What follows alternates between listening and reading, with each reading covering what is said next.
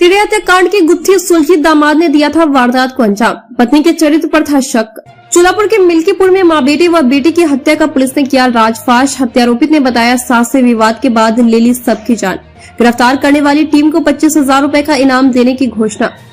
मां बेटे व बेटी की नृशंस हत्या घर के दामाद ने ही की थी। पत्नी के चरित्र पर उसे शक था और बार बार मायके आने से परेशान होकर इस हत्याकांड को अंजाम दिया। राजा तालाब थाना क्षेत्र के जखीनी पुलिस चौकी अंतर्गत मिल्कीपुर में हुए तिरे हत्याकांड का राजफाश करते हुए यह जानकारी additional police commissioner Santosh Singh ने दी। आरोपित अरविंद गुप्ता को गिरफ्तार कर लिया गया है। गिरफ्तार करने वाली टीम को 25,000 रूपए का इनाम देने की घोषणा की।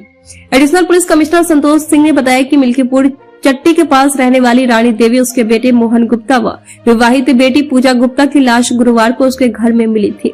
तीनों की हत्या बांस के टुकड़े व हंसिया से मारकर की गई थी। इस मामले में पूजा के पति राजा तालाब थाना क्षेत्र के खलीलपुर बंदेपुर निवासी अरविंद गुप्ता व गांव के ही मनोज मिश्रा के खिलाफ मुकदमा दर्ज किया गया था। जांच के दौरान पुलिस को जानकारी मिली कि रानी का दामाद सोमवार को उसके घर आया था।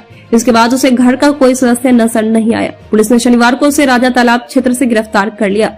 पूछताछ में उसने तीनों की हत्या करना स्वीकार किया और घटनाक्रम के बारे में जानकारी दी। एडिशनल पुलिस कमिश्नर के अनुसार अरविंद का उसकी पत्नी से विवाद चल रहा था। इसे लेकर कई बार ससुराल वालों के साथ पंचायत हो चुकी थी।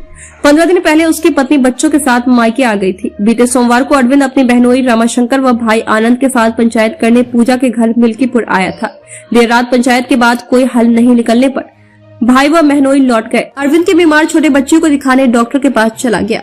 वहां से लौटकर शाम को 5 बजे वापस आया। पूजा को लेकर गलियारे में मटर छील रही उसकी सास रानी से विवाद होने लगा। इसी दौरान उसने पास में पड़े बांस से टुकड़े से सास ने अरविंद पर वार किया। इसे छीनकर अरविंद ने उसके सिर पर कई वार करके उसकी जान ले ली। शोर शराबा सुनकर आंगन में मसाला पीस रही पूजा हाथ में हंसुआ लेकर उसकी ओर दौड़ी तो बांस से ही उस पर वार करके गिरा दिया। घर के बाहर मौजूद मोहन भी अंदर आ गया तो उसे भी गलियारे में बांस से मारने के बाद हंसिया से गला रेत कर जान ले ली। पूजा के पास जाकर उसकी भी गला रेत दिया। तीनों लोगों की जान लेने के बाद अरविंद अपने तीनों बच्चों को लेकर ऑटो से वहां से निकल गया। इसका बड़ा बेटा व बेटी मुकबधिर है। छोटा बेटा 1.5 साल का है।